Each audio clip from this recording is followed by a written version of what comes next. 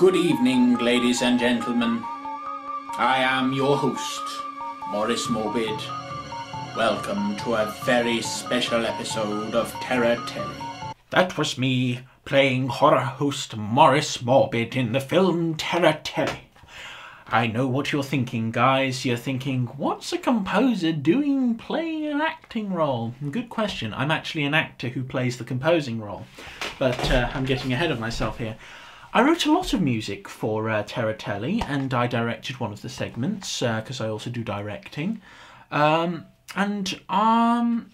Telly was very, very interesting as a film to work on, because I was working with two other musicians that I know and admire, Torin Langen and Peter Murfet. I'm going to give you a little bit of a description on the music which they did for their particular segments. But anyway, I'm getting ahead of myself.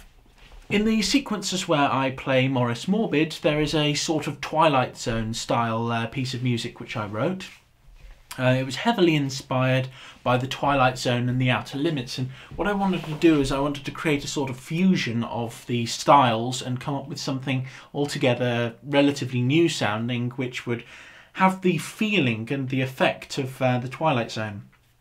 And so I wrote that piece of music, not realising of course that that would be used for those segments, but thinking, yes, we can use this for maybe the theme of the overall film. I didn't realise I was playing the horror host when I originally wrote the music. That kind of role I kind of requested, kind of had it thrust upon me at the same time.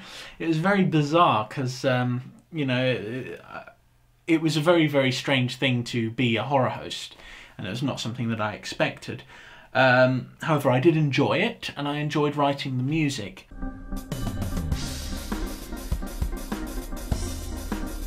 The first segment is called Frankendemon. Now, I liked Frankendemon a lot. One of the things I loved most about it was the visual side of it. A lot of effort had gone into producing a beautiful visual look for the film, and it was filmed in black and white. Anyway, I'm going to talk a bit about Peter Murfet's music for this film because I think that it was beautifully fitting.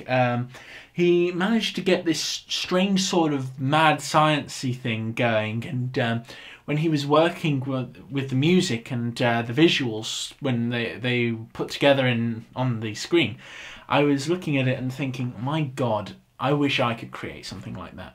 It inspired me to work harder, not only as a photographer and a movie maker myself, but as a musician. I mean, I was watching Frankendemon and I was just thinking, I wish that I could create something that's this good.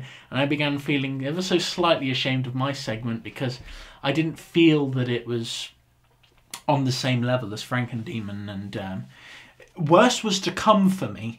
Believe me, believe me, there's a lot worse to come, but I'll show you a couple of clips of Peter's music now, and I'll tell you what I thought was good about them, that sort of thing. That's insane.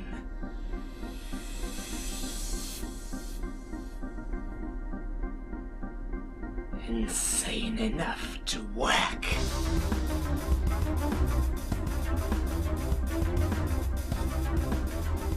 I really liked the music to Frankendemon. I thought it was very fitting, it was very mad sciencey, and I thought that Peter Murfet's main sort of character that he was playing really sort of helped carry the music off at times, and the music was helping carry off everything that was going on, and it was just so beautifully fitted together that I simply had to just admire the beauty of this piece which was being created in front of me. I'll show you a quick couple of clips of that now, because the main theme for it, which is really sort of punchy and retro, it's really good, and it works beautifully with the visuals, and you'll see what I mean.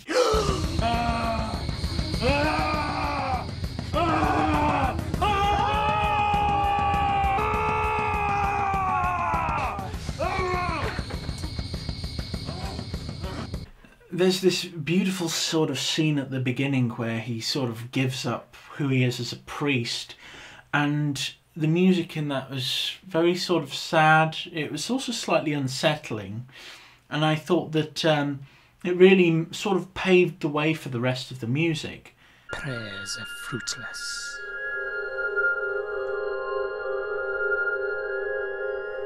Another of my flock taken too soon.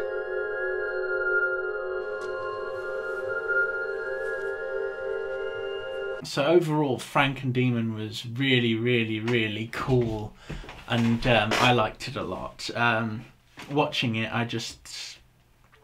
I detested myself as a director and a photographer, and I realised how bad I was. But this isn't about that. The next segment was done by me. It was Planet of Horror.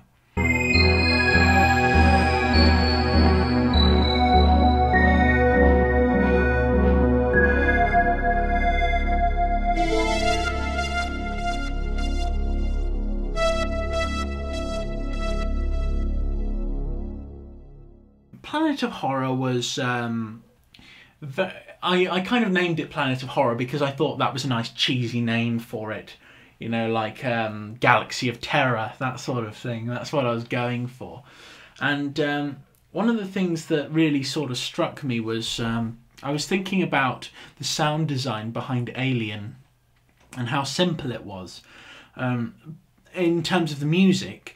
And on top of that, how complicated it was in terms of every single room in the spaceship has its own sound.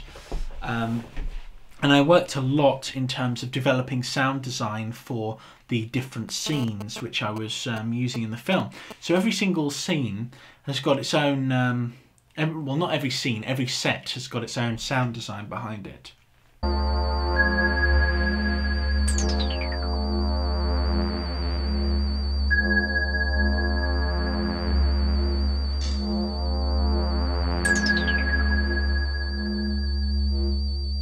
In terms of the music and qualities of the sound used in Planet of Horror, I went for something which was relatively simple, because I knew that in the background I would be having the sounds of the sets. So I didn't need to put in like 30 or 40 different layers of instruments. I cut it down to something like 3 or 4 different types being played at once. If that, you know, it was really, really minimal.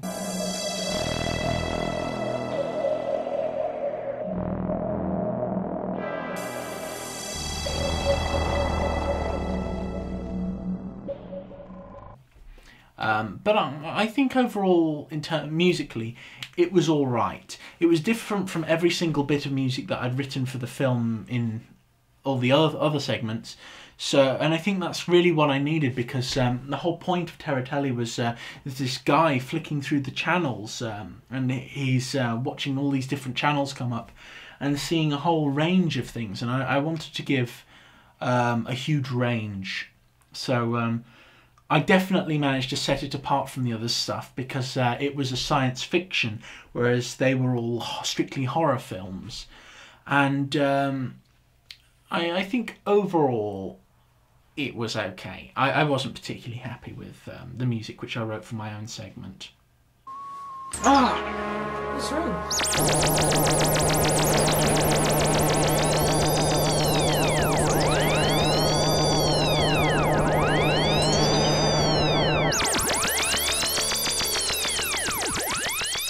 The Tale of Bloody Ralph segment was a last-minute created piece, and the music which was used for that was one of my older pieces. I wrote a 24-minute horror movie score that could be used in a horror movie with different sort of changing effects and sounds, and it had the same melody that went throughout the entirety of the score.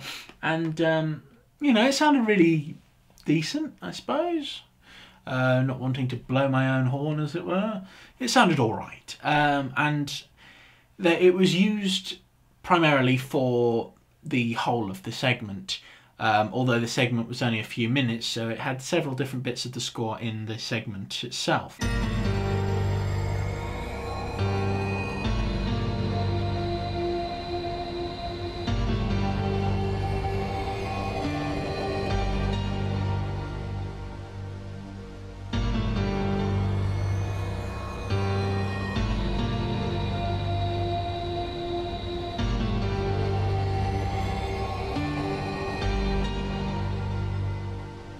Overall, I'm not really sure on the Bloody Ralph segment. I think the music was used well.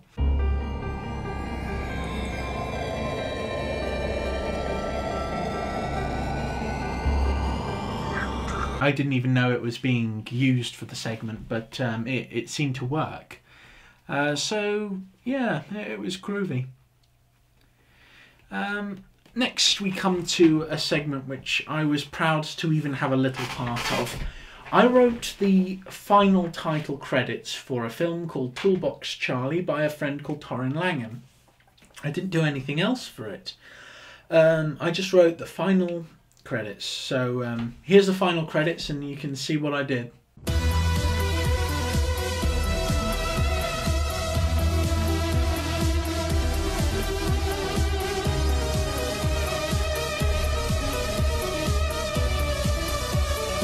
And now we move on to someone who is a really competent and amazing musician. Torin's work is brilliant. I love his work. I've used his music in my science fiction space adventure, and I really like the style he's got, because he's got like this 80s style that I just can't seem to grasp. And one of the funny things is, it's like he contacts me and he says, well, I like your music, it sounds really 80s, and I want to use your music in this. And I say to him, but I like your music, I want to use your music in my stuff. So we got this good trading thing going, I guess. But, you know, watching him using his music in the film was just absolutely beautiful. The first piece, just the initial opening to the film, is beautiful. I'll show you that now.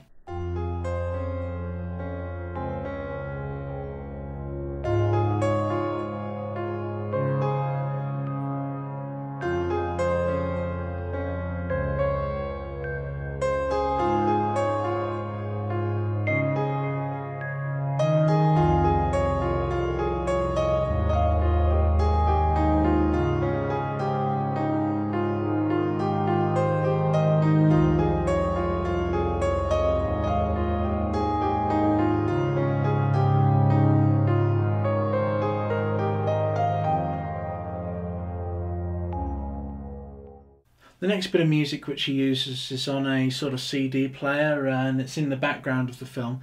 And it's another piece which he's written, and the way it's sort of used is very good, because it doesn't sort of tie in with the music that's going on around it, but what it does is it adds to the scene in which the guy is just sort of moving throughout the house. And it's not ominous or threatening in any way, it's kind of cool and funky. It's the sort of music that I definitely wouldn't listen to. But, you know, I'm not the guy, so yeah, it works really well.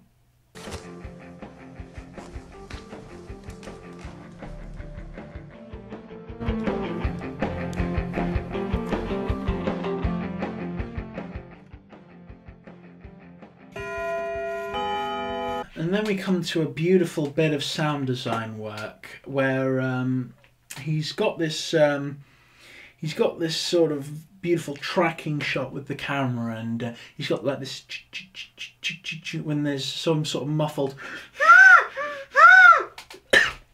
in the background. Really shouldn't have done that.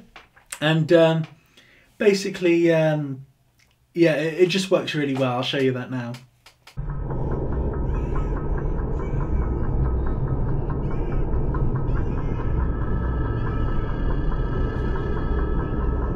And so we come to the final moment of our movie, where Maurice Morbid finally terminates his life. And I made a beautiful, stupid mistake here. I reached out and I sort of put my fingers over the candle, which had been burning for way too long. And I didn't lick my fingers or anything, or use any sort of intelligent tactic. I just went, ugh, like that, and burnt my hand. And I'm just thinking to myself in a few seconds, why have I done this? Why didn't I think this through? And I am not doing this again. What is my next line? During this live broadcast from my home in Surrey, I bring you the final moments of Maurice Morbid.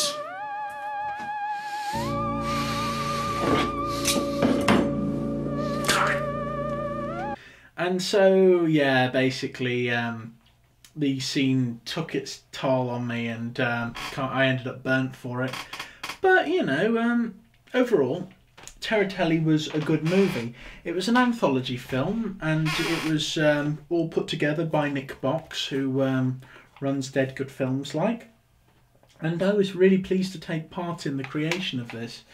It features a lot of different music from a lot of different people. It's not just me, and you know, I think there's some fantastic work there. It's all very varied. There's some beautiful camera work as well, especially from Torin and Peter. I mean, God, those guys are good.